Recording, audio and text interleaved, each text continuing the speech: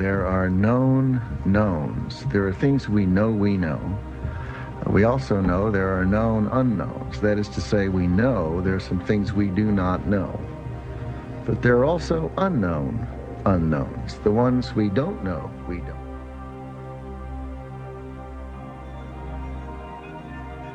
You walk into this room at your own risk, because it leads to the future.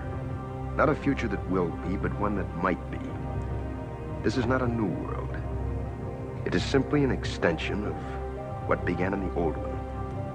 It has patterned itself after every dictator who has ever planted the ripping imprint of a boot on the pages of history since the beginning of time. It has refinements, technological advances, and a more sophisticated approach to the destruction of human freedom. But like every one of the super-states that preceded it, it has one iron rule. Logic is an enemy and truth is a menace.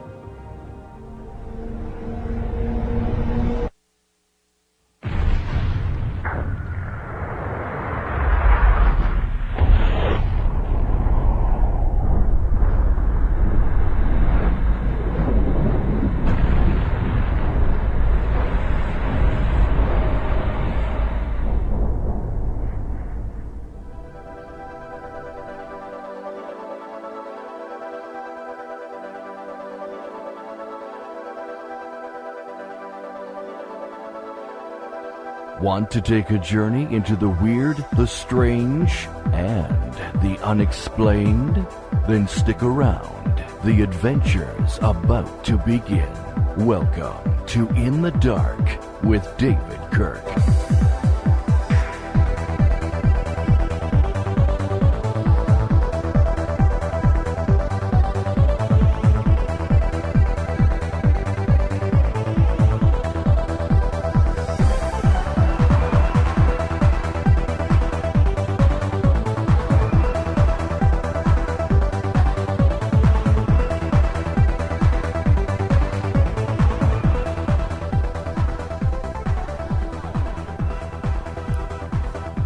I'm David Kirk, and this is, in fact, In the Dark, Friday night. What an incredibly weird, it's so hard to even put words into this week. I'm almost at a loss for words. I think weird would definitely be a good word to describe this week's events. Also sad, incredibly strange. We are at a event here that quite possibly could change the whole way we see things and the whole way we act as Americans. And the events of this week, and I'm specifically talking about the bombings in Boston, but there's been so many other things that have happened this week. But the bombings at Boston and the two people that were responsible for that are going to forever change the way we see things and the way we act. Is that going to be for the better? Is that going to be for the worse? That's the real question. And let me just first, before I even go any further, say that my deepest condolences go out to the families of those victims. I can't even imagine what they're going through. It looks like 4 people, as of now, were killed. 3 at the marathon and 1 police officer from MIT. And there's over 30 people, I think, that will never walk again, at least without the assistance of prosthetics or other aids like that. But I can't even imagine what they're going through. But that was not the only thing that happened this week. There was a very strange man that mailed ricin to Obama, a senator, and a judge. And also that explosion at a fertilizer factory in West Texas. Not to mention a lot of other very strange things that happened this week. They were kind of brushed under the rug because of this bombing. One that really a lot of people didn't even know happened was the passing of a new internet security bill that was passed on the same day that the gun legislation was shot down in the Senate. A lot of people don't know that happened. But in fact, we have now lost a lot of our freedom on the internet. And it's kind of strange because there was such a backlash for the bill that was trying to be passed last year. The name escapes me. SOPA, I think it was. There was such a backlash from internet companies that it never passed. But it seems there was almost no talk about this one at all, and that I found a little disturbing. So what we're going to do tonight is have a discussion with Mark Howitt, who is no stranger to this show. He's been on our show before, and we're going to talk to him about this very strange week, specifically the events in Boston. And I'm going to actually not waste any time here, and we're going to get him on the show right now to get this underway. He is again the founder of a activist group, World Public Union. Here he is right now. Mark, thanks for coming back on the show. Thanks for having me on again. You know, what a weird week, to say the least. Let me say before we go any further, what was your initial reaction?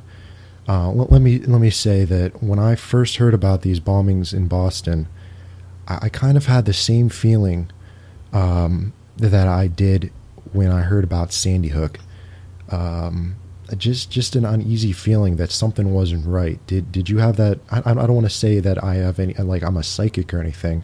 I think it was just, natural human intuition that there was something weird about this. Did you have that same feeling just before you even heard anything? You just heard there was a bombing in Boston? Yeah, for sure. Like when I hear of events like this, I usually tend to try to investigate it myself and get as much information as I can and keep up to date with current events and breakthroughs. So this was definitely one of those acts of terrorism, I guess you could call, that usually tend to draw people to watch the media. Let's try to break this down. I'm trying to keep up to date on what's just happened in the past hour. Yeah, it was a busy day for sure. There's lots of events unfolding and still lots of questions that people have. Oh no, definitely. But let's break it down and go back to Monday when this first happened at the Boston Marathon. Was there anything initially that struck you as odd when you first heard about this? Well, what struck me as odd was that there was multiple bombs, and then there was the report of the JFK library that was on fire, and then the media, I think it was the next day, said that the fire at the JFK library was not related. They didn't believe it was related. They used a loose term. I believe it was likely or quite possibly not related. So they weren't really specific, which is usually another indication too that kind of got my curiosity is when you hear the media reporting and they don't use names. They say this person wishes to remain unidentified, but he works for the FBI, or you hear them say our officials or authorities tell us that this and that, and they go on to explain their story, but they never identify names or specific sources. So it's kind of strange how they could have essentially nobody, a no-name, a faceless person, giving them what we're told is credible information, Yeah. So that kind of tells you that there's something going on there where they're trying to hide their identities on where the information's coming from and stuff like that. So Well, it seemed very reminiscent of Sandy Hook, where there was yeah. stories that changed, back and forth. 9/11, James Holmes, Yeah. the Aurora shooting, even the explosion in West Texas. Also, that's pretty suspicious in my opinion, because they really don't have any solid, credible information on that from what I've investigated. You know what I mean? Yeah. On the cause of it, anyways. They say that they're not sure if it was arson, like intentionally ignited, but fertilizer is a known explosive. It was used in several bombings in the past. And what's also curious is the company had a lawsuit with Monsanto in 2007. So that's kind of curious. Do you know how many people were killed by that explosion? I'm not sure of the numbers. I know it was around 12 or something like that. Yeah, I think the last I saw was 13. What really struck me odd in the Boston bombing, actually, and really got me looking into it really deep, was that only 3 casualties came out of the whole thing, and that's pretty odd for such a packed event with lots of people. And there's 2 explosions, so there's multiple blast areas, and there's only 3 casualties. There was a lot of injuries, mind you, but the damage was essentially pretty minimal to the buildings and to the people that were around it for these bombs. So, and they're also packed with shrapnel, which means that it wasn't really intended to have a significant blast area. And if you look at the video, the bombs actually explode upwards. They don't spread out. They kind of shoot upwards in a plume of smoke, which kind of indicates that it was meant to have less impact, almost like it was more of a message or something, in my opinion. Yeah.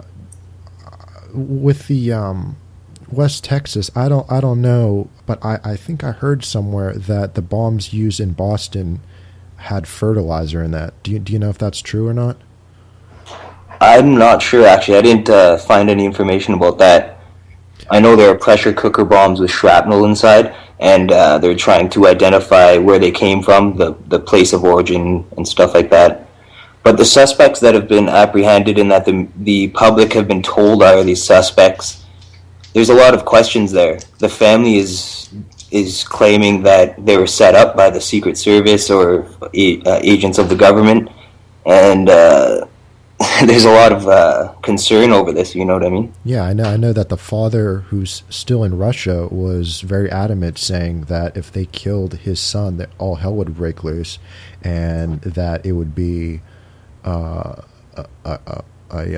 government cover-up that did this. And then his aunt, who is, I think, from Toronto, she was saying that it was some sort of conspiracy.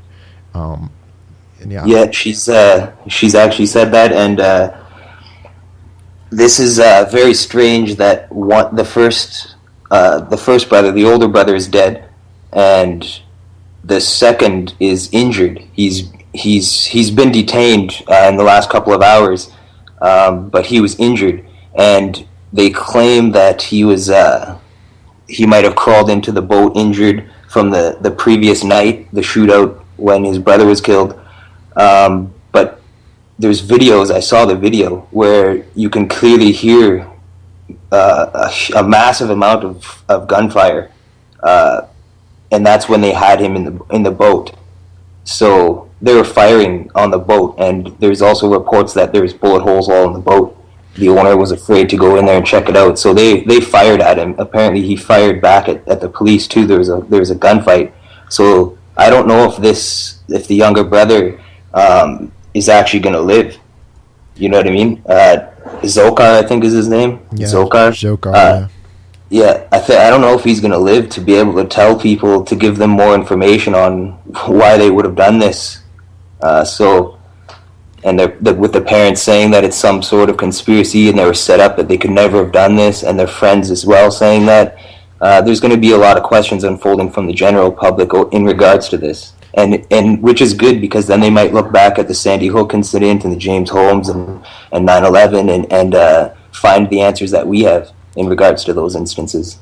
Well, I'm looking at Drudge Report right now, and the up-to-date is that he's critical but in stable condition. But I'm going to tell you right now that I would not be surprised if, it comes out tomorrow that he died mysteriously in his sleep, or died, somehow in the middle of the night under strange conditions. Another Lee Harvey Oswald. Yeah. And Patsy put in place, killed so we can't talk, and then everyone just goes on their lives believing that these were the suspects and these were the people guilty of it. And if I'm sure you've also noticed that there was craft members all around. I know you sent me an article earlier about that. There was craft intelligence members. They're a military contract agency. There was lots of members around the scene before the blast and after. And there's also lots of pictures taken from local businesses and cell phones and such, showing other people that of interest that look very suspicious. And there's a picture floating around too of somebody bending over, fiddling with their backpack right near the blast area. Yeah, I did see that. Yeah, so that needs to be looked into a bit further, I think. Yeah, well, let me just bring up right now that on my website, inthedarkfridaynight.com, I have those pictures actually up of these undercover, I don't know what they are, either they're Navy SEALs or Blackwater, some type of security force, like you said. Yeah. Advertised military. It's really, really weird. If you look at, there's no doubt that there's some sort of paramilitary group. It's just, who are they? They have... one of the guys is wearing a Punisher logo, which is a known logo of Navy SEALs. Chris Kyle wore that hat many times, and his death was pretty mysterious as well. Yeah, I think they shut him up. He definitely knew something that they didn't want let out. Mm-hmm. But anyway, what were these paramilitary people doing there? One of them on the website, you can go take a look at that, whoever's listening.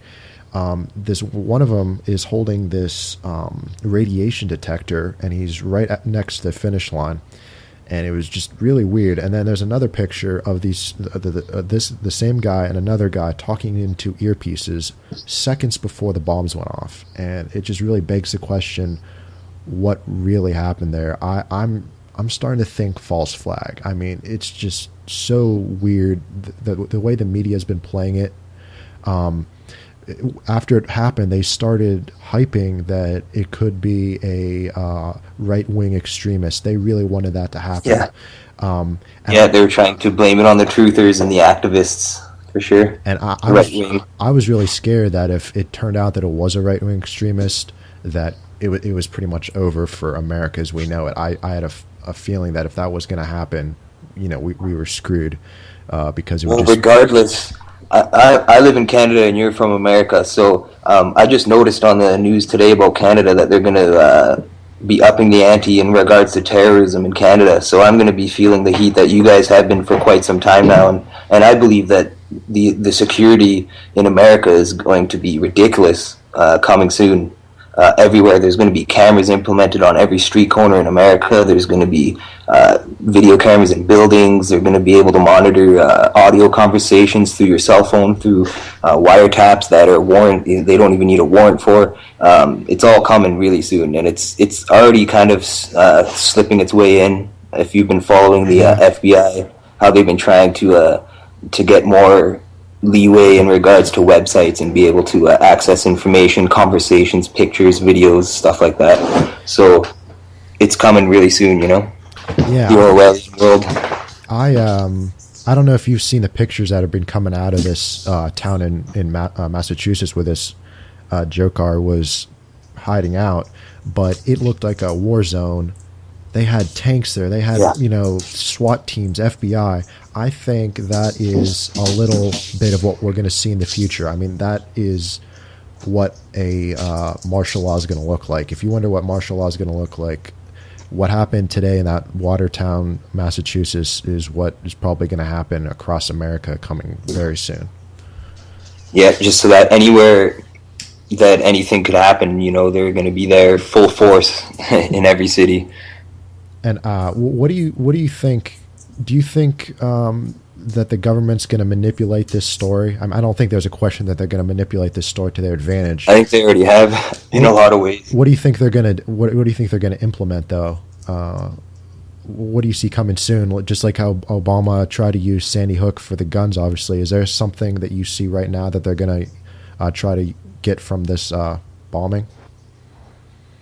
Well, there's a lot of things that you need to take a look at in regards to this, and that's the bigger picture. And who's gaining from this? Pro bono, I've been trying to figure that out, and I'm sure everybody has. But there's no doubt that there's foul play here, and that there was a suspect that was detained and arrested earlier before the original suspects were announced by the public, or by the media.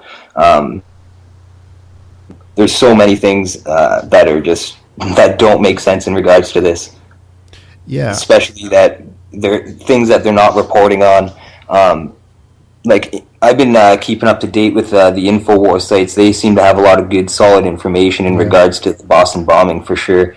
That's what I've noticed. And there's a few other sites, too, that are keeping up to date with everything, which is really good, that people are remaining vigilant on the other side of the media.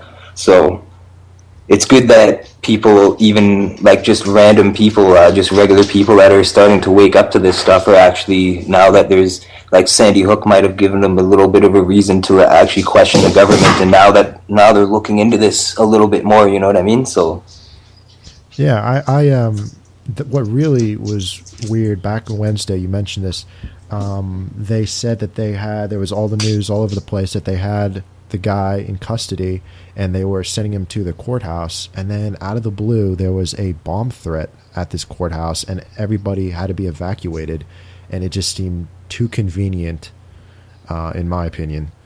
Mm-hmm. I think that guy that they had originally was probably going to be a white ring extremist that they were going to pin it on, and then when it was found out that, like, sites like InfoWars found out that what they were doing, they had to go to Plan B, and the Plan B was these two guys. Yeah, I watched a video by a Lieutenant Colonel Potter. He was actually discussing that exact thing, and it makes a lot of sense. You know what I mean? That's what they would have done in that case. That they had their guy, that they had their fall guy, and then all of a sudden, the alternative media and just public investigators were just looking into this so much that they kind of got busted in their tracks, so they had to come up with another plan. One thing that's just ridiculous is the fact that if you look at the videos that the media released of the suspects, the two brothers, I have not seen a shred of evidence showing them placing backpacks anywhere.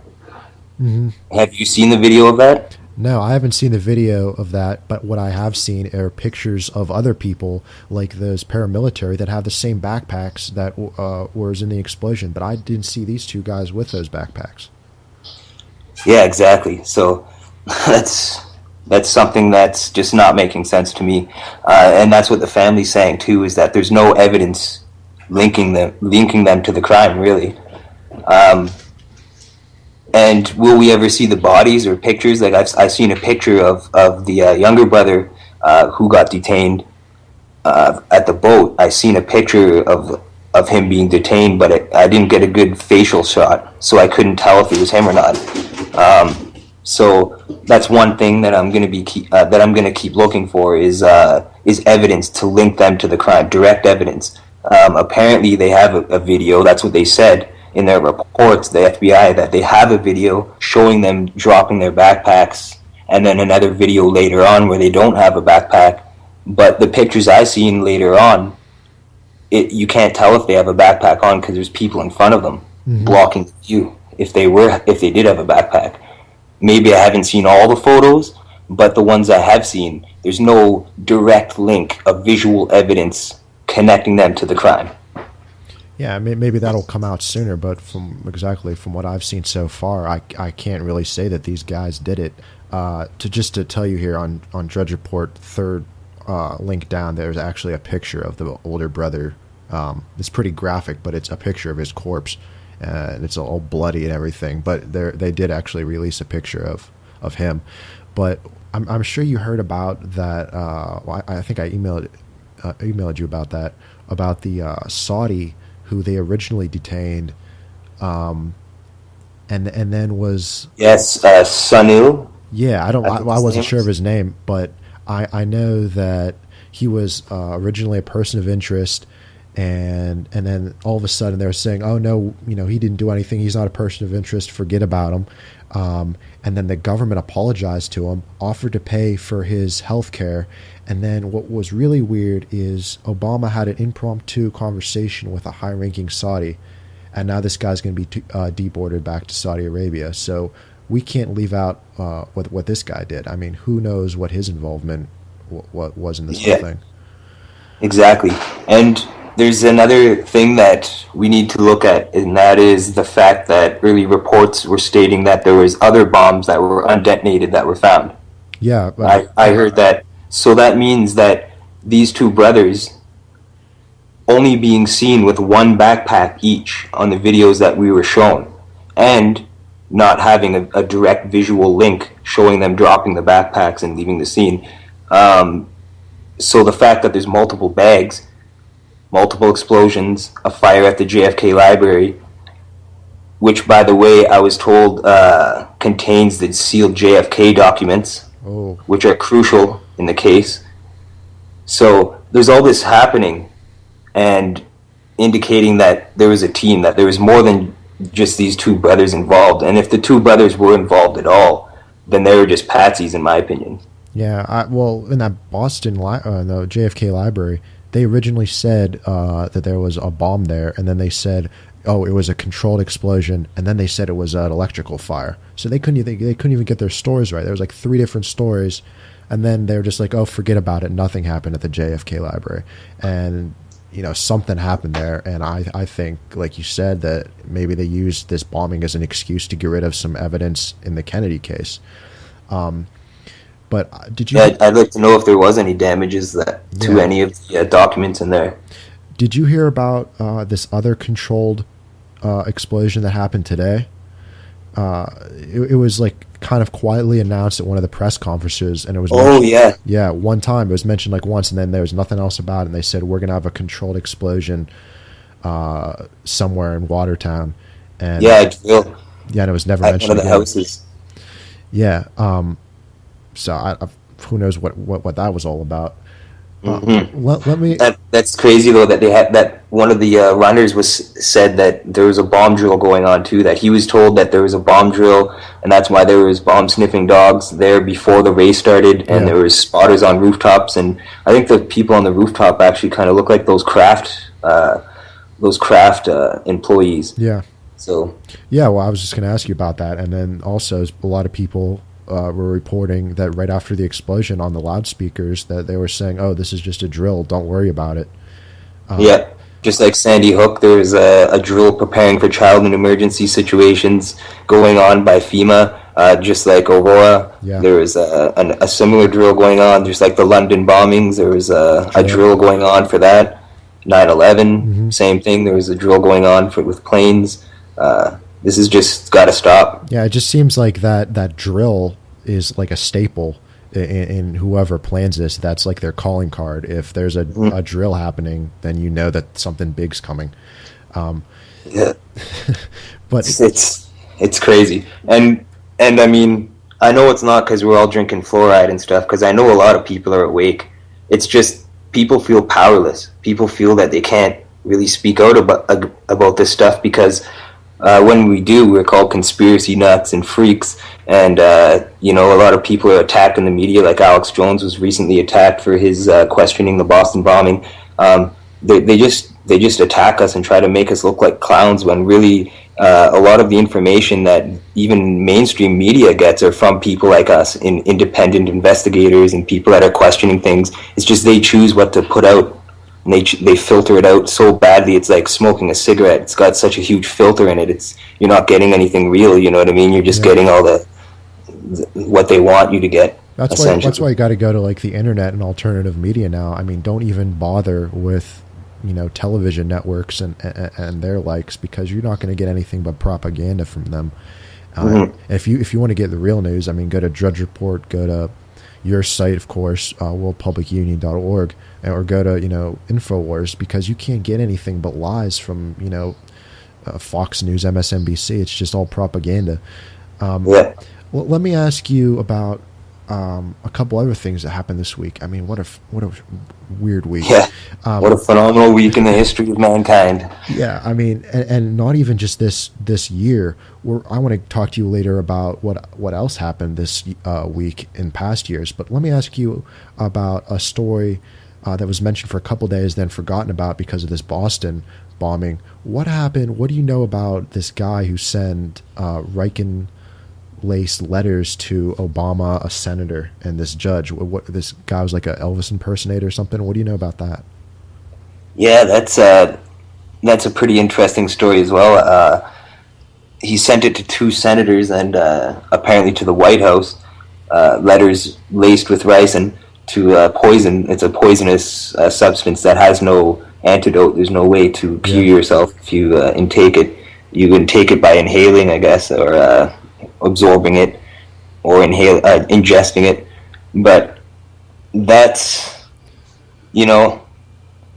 we're starting to see more and more people defiant against the government, because people are just, excuse my language, people are just tired of getting screwed. Yeah. And that's what I think that was. I think he was just tired of getting pummeled and seeing what he's been seeing in the news. Like, he just got sick of it, and he just decided to do something stupid about it. Yeah. Well, he decided to take the non-political way to address his problems. So. Well, did you hear about what he supposedly uncovered? He was an Elvis impersonator, and he had one of his shows at like this nursing home, and he said that it was some like sort of organ farm, and they were just stealing these old people's organs and stuff, and he was trying to uncover it, and he said that the government was out to get him, and he was trying to call his senators, and they just told him to shut up and stop talking about it. And I think that's what really set him off, is because he thinks he found out about this like illegal organ farming. I don't know if there's any truth to that. I never heard that, actually. That's news to me. I guess that kind of supports what I just said, though. Yeah. I guess he was fed up with his government and he wanted to do that. But that's definitely crazy, because I was just reading actually on how they're doing GM organs and stuff. So that's I'm gonna have to look into that a bit. That's pretty interesting for sure. Let's talk a little bit about what happened in West Texas. There was a fertilizer plant that exploded. We talked a little about that before, but do you know if there was anything right near Waco, Texas? Yeah, too. Yeah, but do you know if there was anything around there that could have conveniently been destroyed, or do you know if anything unusual happened there, or is just like a fluke? Well, it was a massive explosion. It destroyed a school, and apparently a whole street is gone. That's what one neighbor, or one person who lives in the area, was reported to saying, that one of the streets nearby was completely eradicated from the explosion. And I'm sure a lot of people have seen the video online of the actual explosion. That was no small-scale bomb. Yeah, it looked like a nuclear explosion or something. Mm-hmm. Yeah, that was definitely a massive explosion. And because it was at a fertilizer plant, I still haven't actually looked into the reasons that we've been given why it was started, but I did hear, I heard an early report, that's when I first heard about it and looked into it, that they thought it might have been arson, that they were looking into it.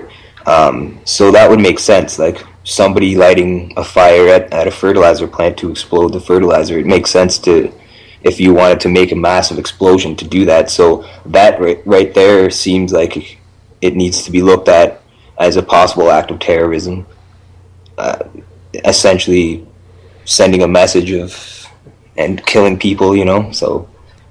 Yeah, well, I wouldn't be surprised to find out if somebody would have to know that fertilizer reacts like that, so. Yeah, well, I heard that place wasn't even inspected since 1985, so it just goes to show, like, the backwards nature of our government. They don't, inspect a fertilizer plant that is pretty much a bomb plant. I mean, and then, they're bothering us about our health care and, our other rights when they're not checking a freaking bomb plant. I mean, yeah, it just goes to show.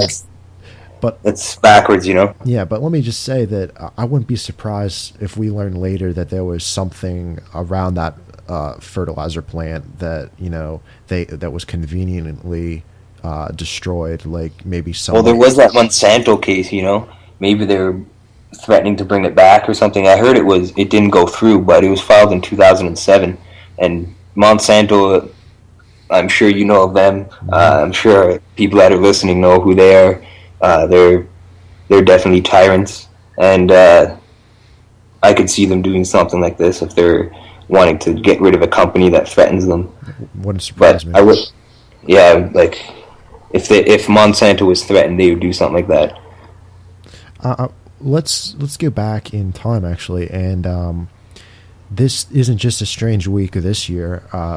Past years, there was Columbine, I think, Waco, Oklahoma City. I'm sure there's more that I'm forgetting right now, but those are the big three that I'm thinking of right now.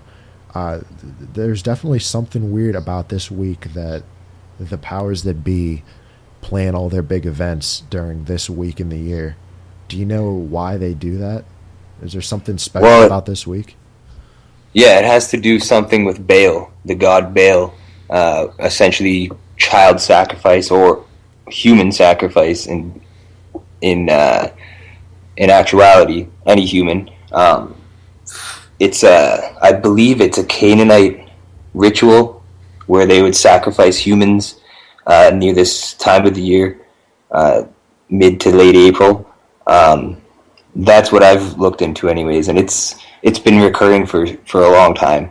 It's just been known that this is a darker time. It's change, essentially. It's like the changing of seasons as well. I think that the occultists have an interest in that because nature is powerful, you know what I mean? The changing of the seasons, it gives us life, so they tend to manipulate and understand these energies and stuff like that. So I believe that the occultists are definitely provoke this type of energy during this time of year, as we can see of all these events happening around the same time of year. So yeah, I mean, there's something about this week. It's just weird.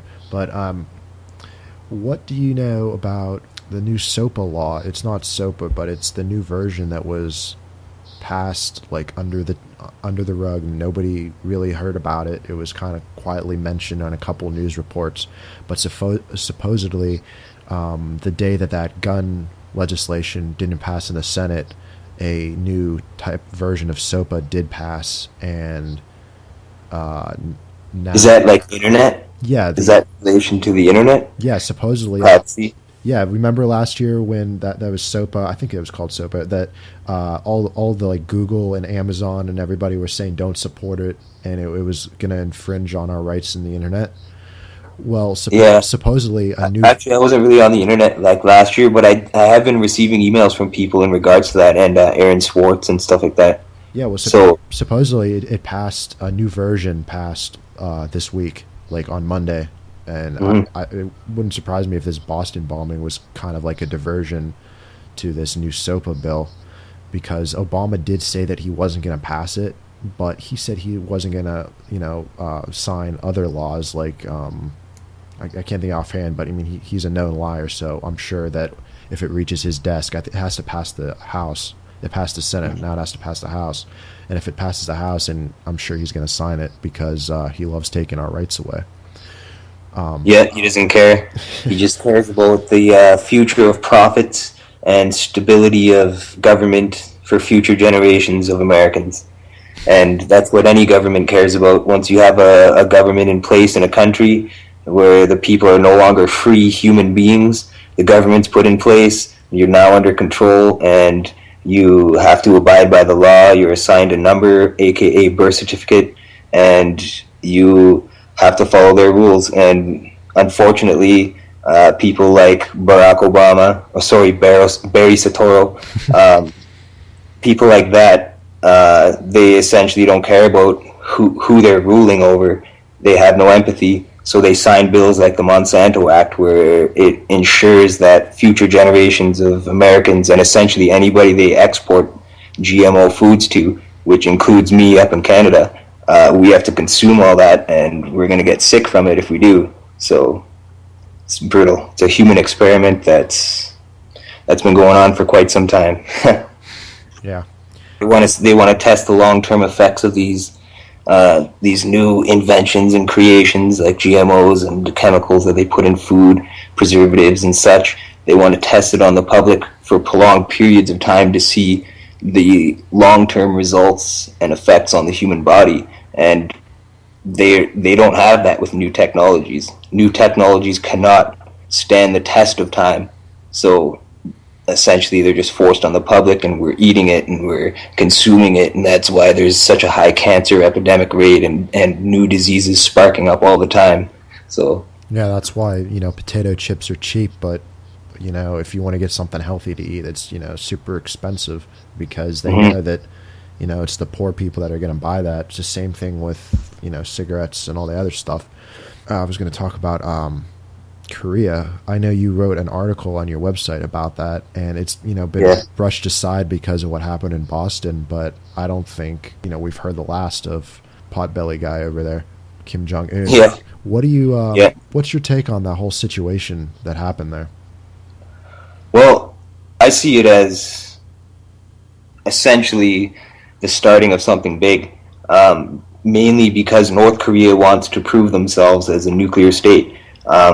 Other countries have that ability to do so, such as United States, Israel, Russia. So you have countries that have are a nuclear state, and they have these programs in place. And North Korea wants the same level of respect in that aspect. However, he is threatening to use nuclear weapons on America and turn Washington to flames, and he is using a lot of rhetoric, as they call it. But in my opinion, what he's doing is he's trying to essentially get himself on the world stage, get North Korea unified with South Korea. That's why he's always calling them traitors, because he finds that they've separated from the North and taken sides with the United States. So essentially he just wants to that's what the declaration stated in the declaration, which mainstream media refuses to report on. They refuse to report on the fact that North Korea just wants to be a nuclear state. They want to have nuclear capabilities, and they want to protect Asia along with China, because they're allied with China. So they want to be the nuclear or the military enforcement for that region of the world. And they're scared that America essentially and its allies are going to work their way in there, and they already have. That's why they're in Seoul, and that's why there's all these military bases in Japan. That's why America has actually deployed military bases in a majority of the world, so that they can have some sort of military power in that area. So North Korea just wants to essentially clear that up and remain a power. That's why they don't want to enter talks unless they'll be allowed to use nuclear technology. So, and really, if they're responsible about it, if he wasn't threatening to use them, then really, and if he wasn't, if he didn't have violent intentions, then really I find there's nothing wrong with that, because there's so many other countries that have that technology and capability. But really the bigger question is, should nukes even be allowed? Should nuclear technology even be permitted to be used by any country? Yeah. And that's what North Korea is saying. North Korea is saying, we're going to have nuclear technology, and the only other option is everybody total global nuclear disarmament.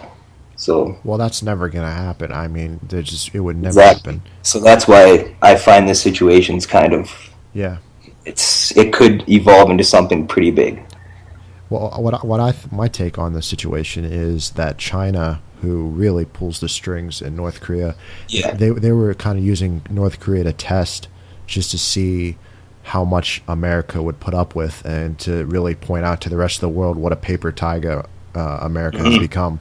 Because if that were to occur, I believe that Russia would actually merge with China, because Russia and U.S., they have decent relations, but if you've seen in the news lately, China and Russia are developing stronger relationships in all matters of that word. So that's going on. Plus, you have all the uprisings in the Middle East. So who's to say that China, North Korea, Russia wouldn't ally with the Middle East? I mean, Russia has had ties with Afghanistan in the past, and Iran. So you have all these connections there. So if things were to escalate, and where something were to happen, I think it would be divided in that way anyways. Yeah, well, that was a huge concern back, during the Cold War, that China and Russia would merge, but there was always disagreements and stuff between communist China and Soviet Russia. But now, I'm sure you heard that the first place that the new premier of China went to was Russia, and that was like a big sign saying, screw you, America, we're going to work with Russia. Oil can only be traded with American dollars, and Russia and China right now are working very vigilantly to be able to have their own oil supply without using American dollars to trade for that. Well, I'm glad you just brought that up. I was going to say what the real ticking time bomb here is the dollar. I mean, when is it going to collapse? It could collapse tomorrow. I mean, who knows? How long can we prop it up with nothing? Yeah, it's the same puppets who are orchestrating these chaotic terrorist events that are actually manipulating the financial markets. They're they can do anything they want, really. It's all just numbers to them. They just sit in a room and it's all predetermined, in my opinion, for the economy and what things are worth. There's a roundtable group, I'm sure, that make those decisions. Bilderberger, which is going to be in London, I think, this year. People like them. Yeah, exactly. There's that's what's going on in the world, though. Like I think we discussed this last time on your show, that people are just waking up to this all over the world, and there's massive civil unrest going on where people are protesting against their governments in all corners of the earth. And people are waking up to this stuff, and that's why I started the World Public Union, is to try to start groups in different places where they are aware of corruption in government, and they want to have a bigger voice from the public. They want their voice to be heard. So it's a way for people to get involved in their local community, get together with other activists and have meetings and discuss stuff, and essentially be prepared for protests and exchange information, keep up to date on the news, all sorts of things, So that's why I started that group, actually, is because I feel that everybody in the world needs to address the government problem, because it's not just an American problem, it's a global problem. Definitely. Let me ask you, do you think that the events in Boston and the other events this week, do you think that accelerated what's coming, which is going to be a global economic collapse? Do you think that's coming sooner than we kind of suspect it is? Is something? Yeah, well, the gold rate dropped pretty low. Yeah, that day, really low, actually, like in a record low, and I think that was done purposely, obviously, to give people a scare, because a lot of people aren't trusting banks anymore, and they've been investing in metals like gold and silver. Even people were starting to invest in Bitcoin a bit. So there's all these alternatives as opposed to money, which people are actually starting to get more and more involved with. But the price of gold kept increasing for quite some time, and that was well in advance of any of this. The globalists knew that this was going to happen, so that's why they were buying up all the gold and stuff like that. So, but really, like they control the market, so they can do whatever they want, really. If they want to crash the economy, they're going to do that, and they will. They have done it before. So I don't know if you looked into Cyprus there, but the president, as well as tons of other companies, there's documents released showing that they all cleared their bank accounts before the banks collapsed. So that's proof right there that the governments know when this is about to happen. The banks know, like the heavy bankers, the chairmans and stuff, and all the major companies and industry that need to keep the resources of the economy flowing for the country. Essentially, they all pulled money from their bank accounts before the crash happened. Yeah. And then the public had to pay. They were cut from their funds, their savings, and that right there can happen anywhere in the world.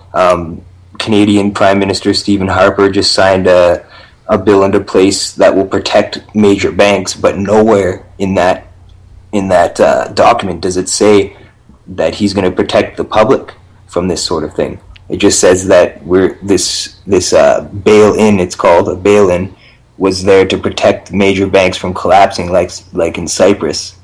So they're planning on this even in Canada. So it's coming, I think. So yeah, well, in Cyprus, a lot of people here were asking, could that happen in America? And the media said, that would never happen. It's impossible. But almost, I think it was a day after that was first announced, Bank of America had a weird issue where all of their accounts mysteriously went to zero across all of their accounts in the United States. And Alex Jones mentioned this, and he knows somebody who knows the inner workings of banking, and he said that would be impossible to happen. If somebody hacked into Bank of America, all of the accounts couldn't be shut off because they're split into different servers, so nothing like that could ever happen. If one server went down, it wouldn't affect the other servers. And he said that they're testing their system to whenever an economic collapse happens, that they can take all the money out. Yeah, they do it too. Yeah, it's happened. It happened in Cyprus. It's going to happen again. It's going to happen. It's going to happen in America, I think, very soon. Money is really just a piece of paper. It's printed out in giant sheets in a printing factory, just like our books are printed and our posters and business cards. It's printed in the same, not the same kind of factory, but essentially on the same machines. And it's just giant sheets of paper that are printed out with pictures on it and numbers, and people have made that their lives. And really, I've tried to transition away from the urgency to need money or to be involved with that rat race. You know what I mean? I've tried to sever my ties to the government and any corporations or banks as much as I can possibly. So I've tried to do that, and it's hard not to, because the entire system is a giant web that from the time you're born, you get a birth certificate, your parents sign you over to the government, and you're a baby, so you don't have any say over this. You're just forcefully signed over to the government by your parents, who are also unwitting most of the time, unless they read the fine print on the documents and ask questions to the doctors and their government before having a baby. But essentially, you're born into the system to become a worker and a slave for the government, and if you don't, then you don't have access to the services that are available by the government, which include banks, supermarkets, just anything that's built off the economy. And they don't want people growing their own food, which is why they've been raiding gardens and tightening up on that. They don't want people going onto crown land and building homes for themselves or becoming free men on the land. They don't want that kind of thing happening. So they're trying to tighten up on that, because they know that people are starting to see the world for what it is, and they want to escape that web, that matrix that the government has created, or the global elite, the globalists, I guess you could call them. When this economic collapse happens, the wealthy person is not going to be the person with all the paper. It's going to be the person with all the food. And I think that it's very important, even if you're on a shoestring budget and you can't afford, you can only afford to pay your bills. Find a way to get storable food. I mean, I have a little bit myself. I think it's extremely important that you have at least just a week's supply of food, just in case anything happens. And buy lots of seeds. Exactly. Have a stockpile of seeds so that you can grow your own food. That's where it's at, is growing your own food, becoming sustainable and taking care of yourself. That's what we need to learn to do as human beings, is take care of ourselves. Nobody does that anymore, and I'm even guilty of that, because I have children that are, they go to school, and I'm married and stuff, so I'm involved with this system somehow, some way. They've tried to snare me in however they can, but I've tried to try to get the claws out of my back, so to speak, and try to get away from it, but it's really hard, You essentially just have to become, just like, give it all up and just go in the bush and just hike out and just see how long you can make it before they find your habitat and take you down for it. But we just really got to take care of ourselves, grow our own food, and just try to not depend on this stuff so much. And then when these people do manipulate it and it does have an effect on us, then we won't be harmed so much. We'll know how to take care of ourselves, and that's the most important thing, is knowing how to take care of yourself. So we need to go back to what we originally meant to do, was take care of ourselves, take care of our families, and not have the government, decide and take care of us as if we're all little children. I mean, it can't last like this forever. But like look at Ruby Ridge, Yeah. They tried to do that. They tried to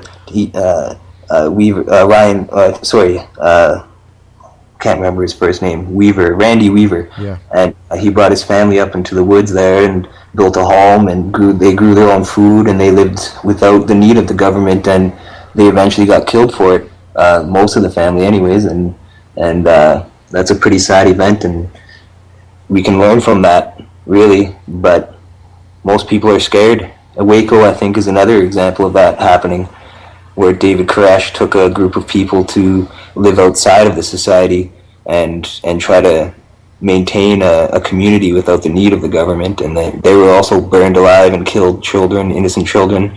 So the government is capable of doing this sort of thing, and they have for a long time. So yeah, well, today is the anniversary of Waco, just to mention that. Well, you brought up, this is kind of an interesting story, that, did you hear about that guy who was living by himself in the Maine wilderness for like 27 years? No. Yeah, it was this hobo or whatever, and he was living out in the middle of nowhere in Maine, and nobody knew about him for like 27 years, and then they found him stealing like food from a campsite, and he got arrested for it. But I mean, 27 years is a pretty long time to be out by yourself. Yeah, that reminds me of that movie, The Road. Yeah. I'm not sure if you've seen that. It's a great good movie. It is, yeah. I'm into that kind of apocalypse stuff. But let me ask you, have you heard about Common Core? Do you know anything about that? That's Common Core is like mining, isn't it? No. It's I'm not too familiar with it, but I listen to a lot of talk radio, and Glenn Beck has really been talking about this. It's a new centralized version of education in the United States. It's kind of like a super version of No Child Left Behind, but it's going to like centralize everything, and every student is going to have all of their information recorded on like a federal database, and they're all going to have to take these standardized tests that are pretty much going to be like in China, where they decide what job you're going to do, and pretty much plan your whole future. It's a really shocking thing. I can't believe you haven't heard of it yet. I suggest look up Common Core. It's really cool. I'm going to check that out. In fact, during the Masters, the golf tournament, ExxonMobil was having all these ads saying that they support Common Core. So there's a red flag right there. Whatever ExxonMobil is supporting, it's bad. Mm-hmm. Wow. So that they're essentially going to indoctrinate our children to all think the same and be nice programmed cyborgs that work for the government. Even more than it already is. I mean, if you just... I think it was you that I said this before, but if you want to look at one perfect way to indoctrinate a generation, it's the American school system, because you're pretty much giving your child away to the government for 8 hours a day, 5 days a week. It's the perfect way to indoctrinate somebody. Mm-hmm. Yeah, I explained that in one of my documentaries, Eye of the Illuminati, actually. I I discussed how the school system just trains children, and even daycare. They're brought when the parents are going to work and assuming their responsibilities. The children are brought to daycare so that when they're like the most important time in a child's life is from when they're born until they're about 7 or 8 years old, and that's when they learn the most material. They learn from the world that they live in, and they learn from the people that they meet and the people they talk to and the things that they do. So when they're being brought to a daycare at a very young age, usually at like 2 years old, sometimes 3 years old, that's when they're developing their brain and they're learning that they're away from their parents, 8 in the morning, and then they go to daycare all day, and then they see their mom at 4 or 5 again, or their dad, and then school, same thing. They have to wake up in the morning, so it's just all a cycle that's meant to get them trained to adapt to the world that they've created for us. And work too is the same thing. You wake up in the morning, you got to go to work. It's the death cycle, I guess you could say. Well, did you hear Obama wants to now make it law that you're going to have your 4 and 5 year olds go to public school?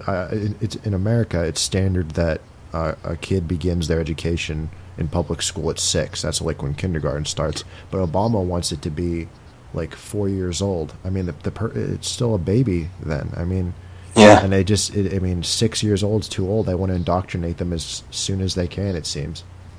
Mm-hmm. Well, I have a 4-year-old and he goes to school.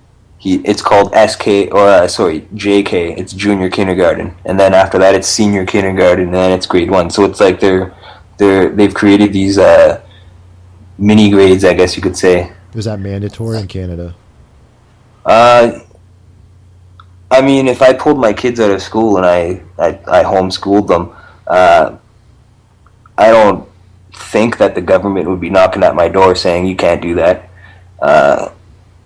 I think like the only downfall to essentially taking care of yourself in this situation is you wouldn't be able to go to university or college because you need prerequisites to be accepted to those establishments. So that's the one downfall about being homeschooled, is if you homeschool your kids, you don't have access to this, and essentially you don't have access to better paying jobs because you don't have the piece of paper that hangs on the wall.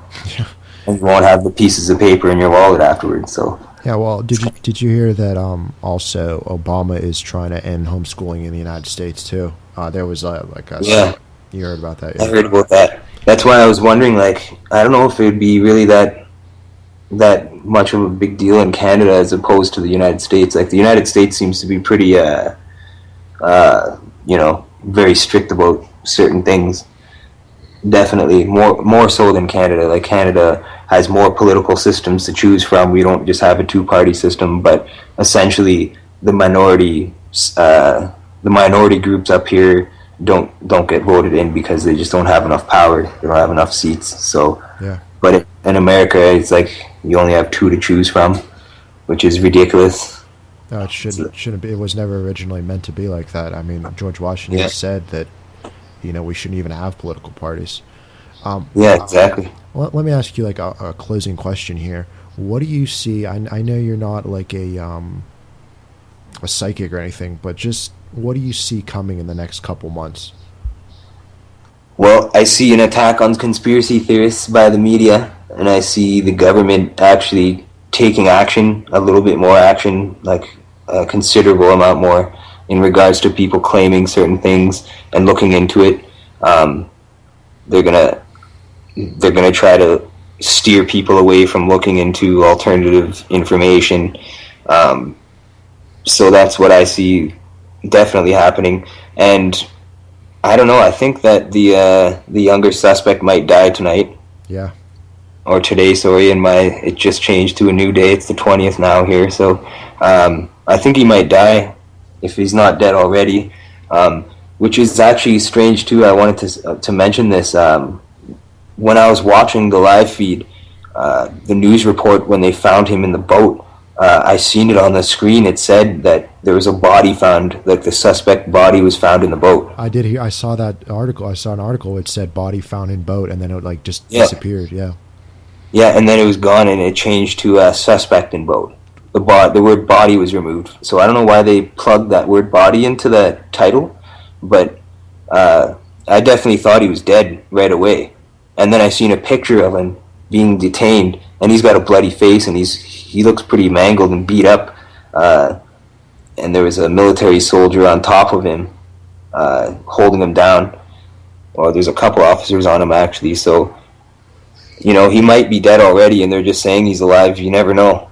Well, did you? And we never see the body. That's the thing, you know. Yeah, well, we never see the bodies of these people. So.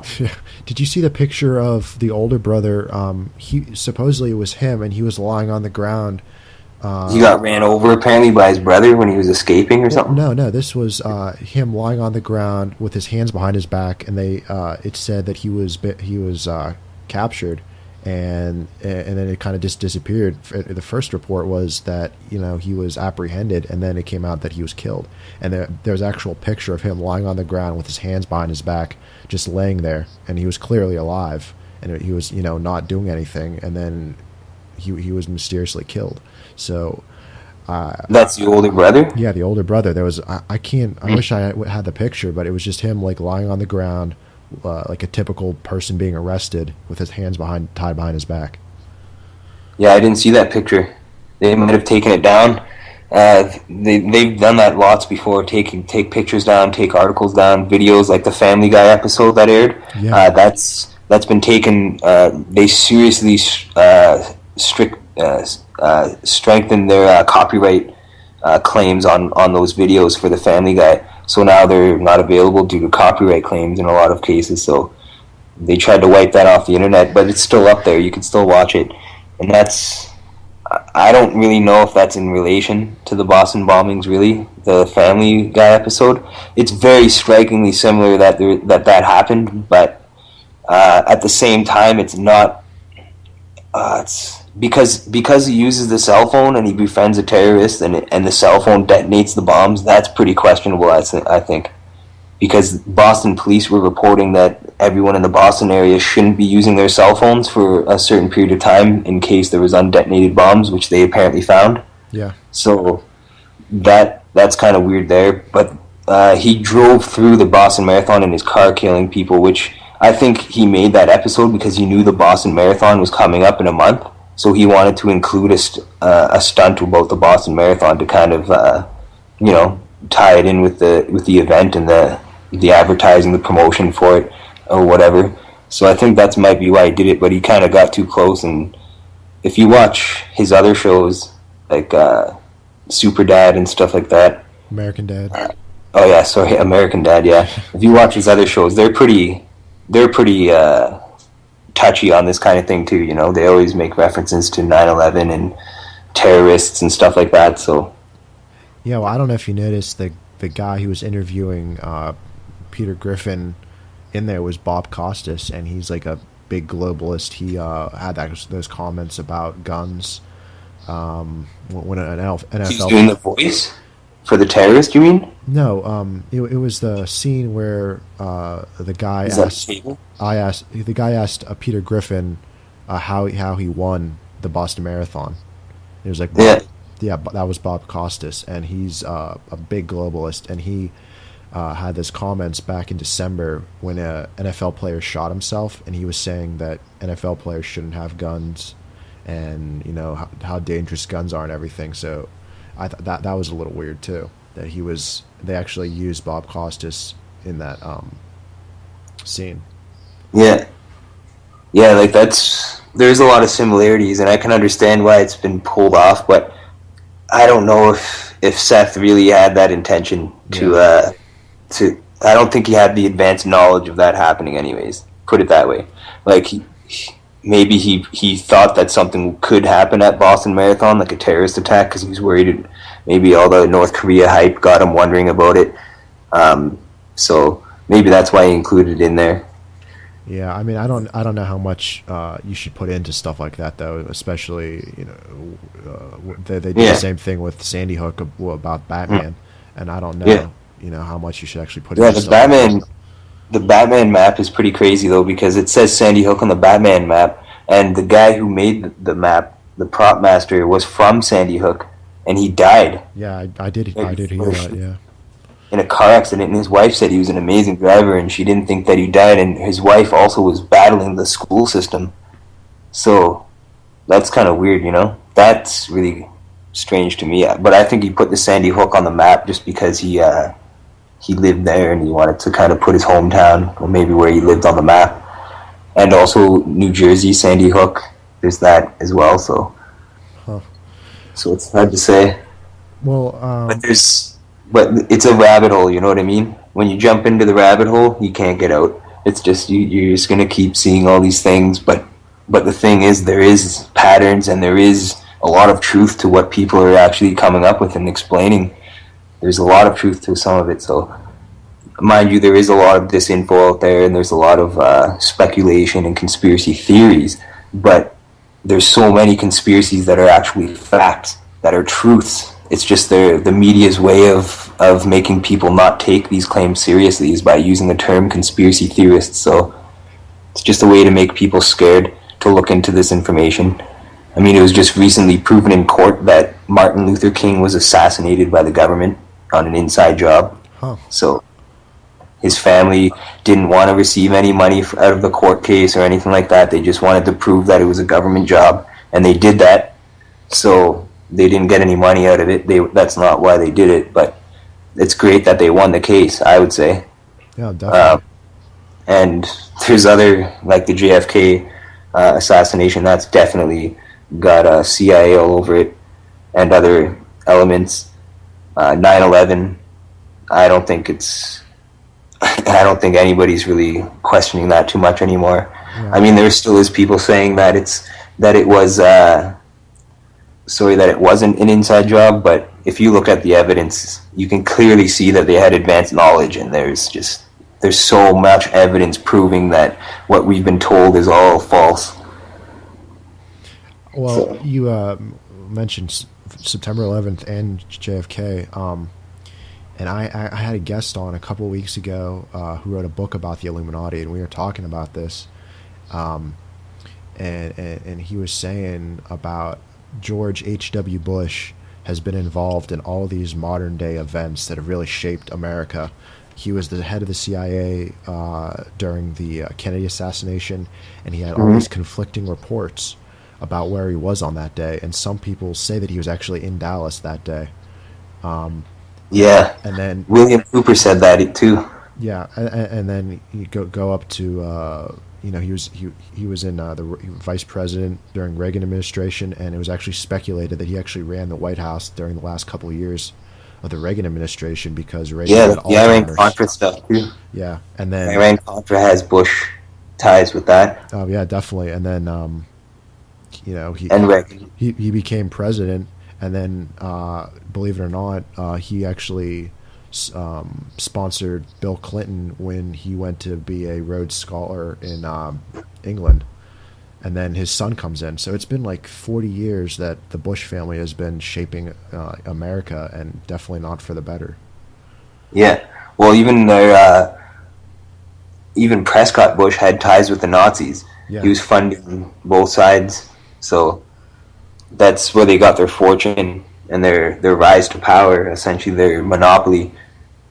And they've definitely got it's hard to say. Like, I'm guessing that they're still involved, except now that they're not in the spotlight as presidents, or they're not really in the spotlight anymore in regards to politics. They're probably in the background, part of the criminal empire, pulling the strings. Yeah, like, it's a mafia, really, what it is. There's criminal elements in the government that's essentially like a mafia. It is. I'm sure that they have direct ties with mafia members, and that it's a deeply, deeply rooted, like, there's a taproot in that organization. They're deeply rooted now because it's been allowed to suffice for so long now. They're definitely a powerful organization, and they can do whatever they want, whenever they want, and they continue to do so. Just like in Syria, the president, Assad, claims that the United States, I'm guessing it would be the CIA, have been funding Al-Qaeda in the Syrian rebel war over there, giving them weapons and training them to essentially try to overthrow the Assad government that's in place right now. And then you have Venezuela's newly elected president, Maduro, who's the prodigy of Chavez. He's claiming that the United States is responsible for the uproar that's happening over there in regards to the elections, where several people were killed as a result of civil unrest due to the results of the election. So, you know what I mean? There's definitely some expansion going on. There's a criminal empire that's going on, and they're trying to dominate the entire planet. They're colluding, and they're using the United Nations, I think, to pull a lot of strings as well. Yeah, I think when it really comes down that they're going to use the United Nations against the United States. I can't remember this lady's name, but she does like conspiracy stuff on YouTube, and she in her town, she saw these Russian troops driving DHS trucks. So they already have foreign troops in here. Wasn't that in Colorado? No, it was in. It might have been in Colorado, but it was also in Kentucky too. Oh yeah. Yeah, so I think that it's just become so bad on so many levels that something big needs to happen. And I'm not an anarchist, but it's just so bad now that we need to have a revolution or something like that to just completely wipe the slate clean and start over with how it should be. You know, it's so hard to do that now though, because it's so deeply rooted, and people just can't see a world without it being the way it is now, with a financial system in place and levels of class and division, starving people and people that have food, middle class, low class, high class. Yeah. It's just they can't see a world without that, I think, and that's a problem. Well, I don't think we're ever going to be able to advance as a species if we don't, get rid of this, because they have been holding humans, not just Americans, not just Canadians, but the whole human species back so much. It's just not even believable.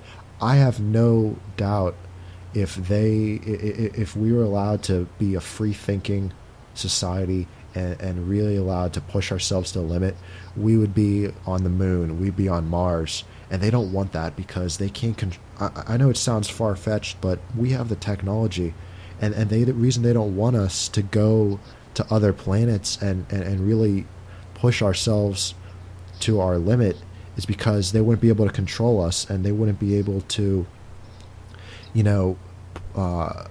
have this control they have if we were, on different planets and exploring the universe like we're supposed to be doing. I mean, we haven't, and this is a really pet peeve of mine that ticks me off. I mean, we haven't been to the moon since 1972, and my iPhone has more computing power than that Apollo probe. Yeah. So I'm sure they've been there, and I'm sure they have like even bases on the moon and on Mars. But it's only for them. It's not for everybody. Yeah.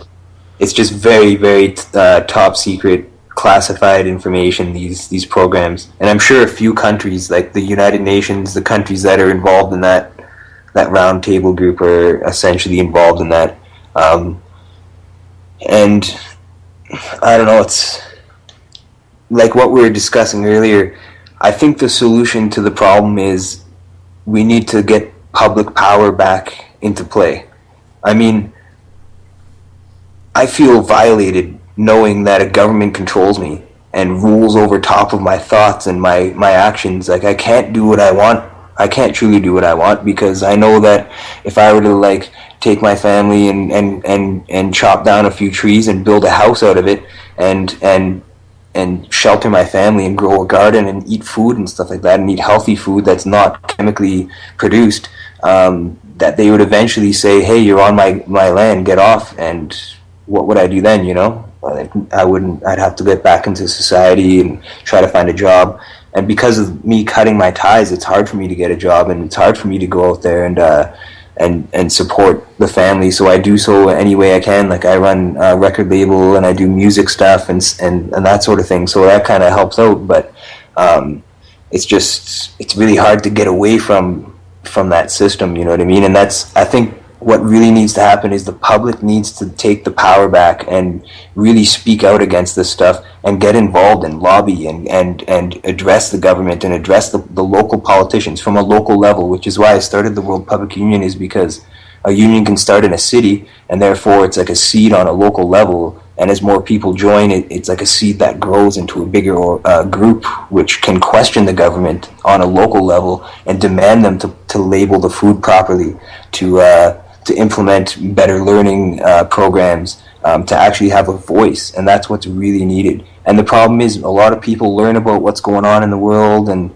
they learn about all this corruption, and they're really against it, and it really makes them sick to their stomach, just like me and you, but they don't do anything about it, you know what I mean? Yeah. They don't know how to become involved and become active. They might not have the ability to make videos and documentaries or start radio shows and discuss these issues and be the news for the people.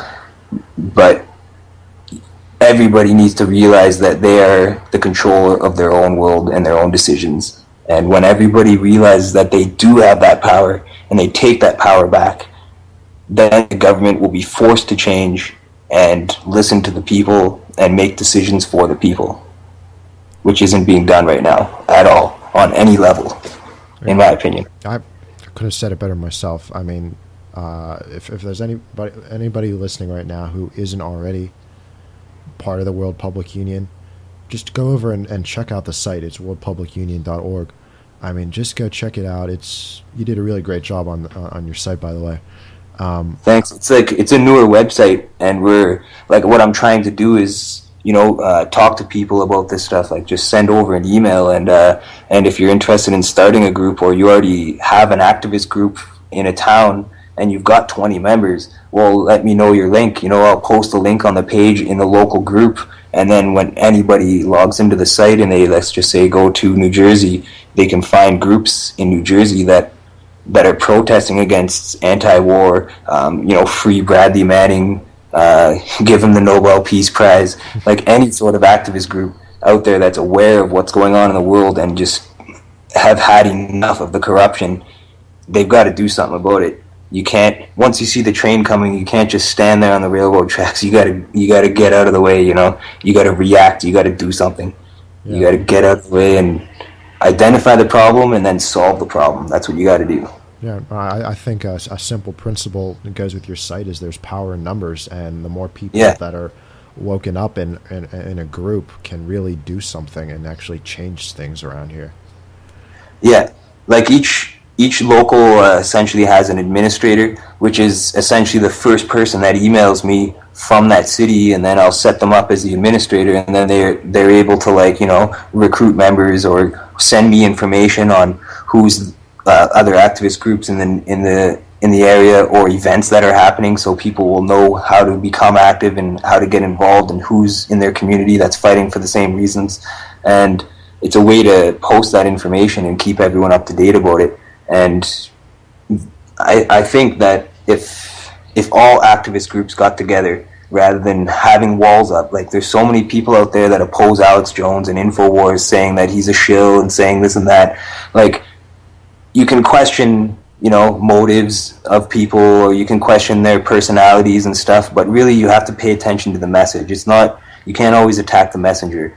The message sometimes is very important. Like, it is important most of the time, like people's messages, and that's the most important thing. And when you start putting walls up and you won't listen to one person, then you start falling out and following a certain path. You know what I mean? You got to be really open to everything and soak it all in, and choose who you want to listen to and choose who you want to learn from. But at the same time, if somebody's telling you about a problem and you've identified it as being a serious problem, then you should listen to what they have to say, because the power is in numbers, exactly like you said. The power is in numbers, and if we all join together, everyone in unison, that'll cure the problem really fast. Yeah. Well, just use common sense. I mean, if you're not sure about somebody's motives, I mean, just look at what they're doing and decide for yourself if that's the right thing. And when you look at Obama and when you look at, people in the government, you just have that feeling. And I know I'm not the only one. That it just thinks there's something bad about them, and they're not doing something right. But when you go to sites like InfoWars and World Public Union, that's a good cause, and people should support that. Yeah, like it's good to find information that's trying to get you the most honest information that's not being withheld from the media, first off, and not being withheld from the government. So, like the GMO Monsanto Protection Act, I can't believe Obama signed that, because that makes Monsanto essentially invincible. They can't be brought down in the legal system. They can't be charged for any health effects that their food products have on people. And there's scientific evidence out there showing that people are getting sick from eating these foods. They're not living as long anymore, and they're getting sick and all. And there's so much evidence out there. It's like Barry Soetoro. Why don't you go on the internet and watch, The World According to Monsanto? Watch that documentary and tell me what you think of it. If you're listening right now, I hope you are somewhere in the White House. Watch that video and comment to the public about what you think about it. I'd like to hear your thoughts, Yeah. Like that. Why don't these politicians ever watch important videos like that? If they do, then they obviously ignore it, because the science is there, the evidence is there that people are getting sick and diseases from eating foods that are related to Monsanto, and he signs an act protecting them, and he got bashed for it, but it wasn't enough, because the act is there, it's signed, and it's good to go, So he should be held in contempt for a criminal act for signing that, in my opinion. Among other knowing things. The evidence. Like, watch the documentary and tell me that he shouldn't be held for crimes against humanity. Yeah. And the drone strikes in Pakistan and all the other places that he's assigned and he's okayed, he needs to be thrown in prison for life with no parole. Same with Bush. Yeah, same with Clinton, same with the whole lot. But I still can't. I wouldn't want to see them assassinated. I would want to see them in a prison with a public camera feed on them at all times, so we know that they're in prison and eating prison food, so that we know that they're actually being served justice, because, I don't trust the media. They could say that they've done justice, public justice for these people, but really we know they're in Hawaii, sipping martinis on the beach. Give them the justice that they probably wouldn't give us. But let me ask you, if people want to contact you about something they heard about this Boston bombing, or just have questions about your site, how can they reach you? Just go to the website worldpublicunion.org, and there's an email on there, worldpublicunion@yahoo.com. Just send me a message. I'm always wanting to hear from people, and just if you send me a news story that you think is really important, and I'll definitely post it online if I think it's important. I try to keep it up to date as much as possible, and really that the World Public Union is whatever people feed into it. There is no leader in the group. I'm just the founder of the group, and I'm the webmaster, so I update the website.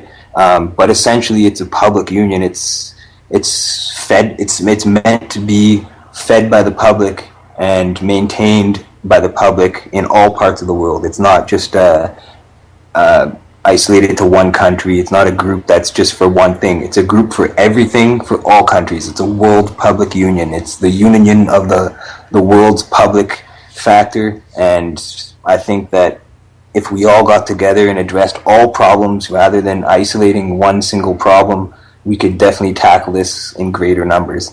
And it's free to join. It doesn't cost anything. All it is a bit of your time. Just send news articles so they can get posted to the sites, and keep there's all sorts of local web pages made, like the union pages for every time a new union is started for a new city, a new web page goes up for that city, and then events can be posted on there, links relating to other activist groups in the area, important news headlines, stuff like that, and a member list and a contact for somebody that you can get in touch with locally, and the webmaster, which is my email, so that if you got any information on a local level or anything, I can post it online and try to get the word out to people. So So it's the intent is there. It's already set up. I made the website. I designed it ready for people that want to do something about this.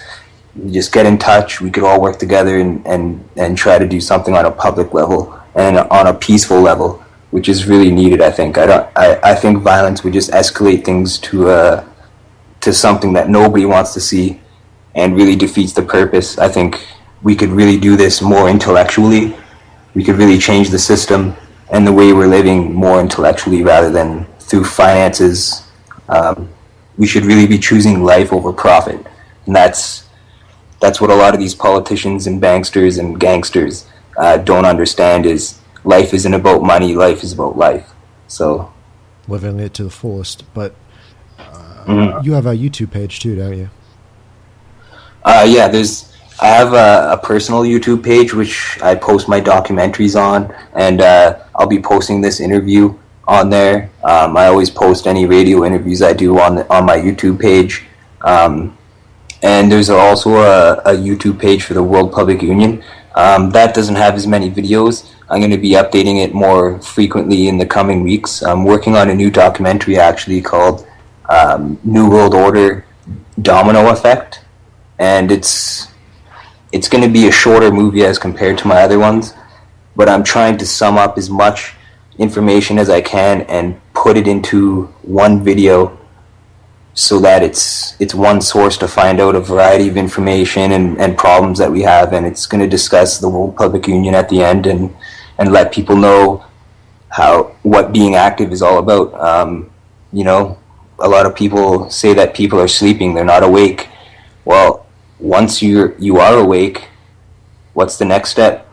You get out of bed, you rise up. So after you're done your sleep and after you've woken up, you got to rise up. That's the next step. You can't just learn about this stuff and just sit there with the knowledge in your head. You got to rise up. You got to do something about it, Yeah. So that's what I'm trying to do with this video and with the World Public Union. So looking forward to that.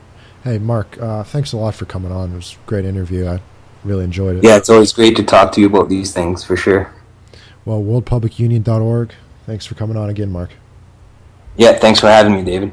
That was Mark Howitt of the World Public Union, worldpublicunion.org. And you can reach him by going there, and it's just amazing what's really happening. And if you really wake up and smell the roses, it's amazing what's really going on here. And it's people like Mark that are slowly waking up people to what's really going on.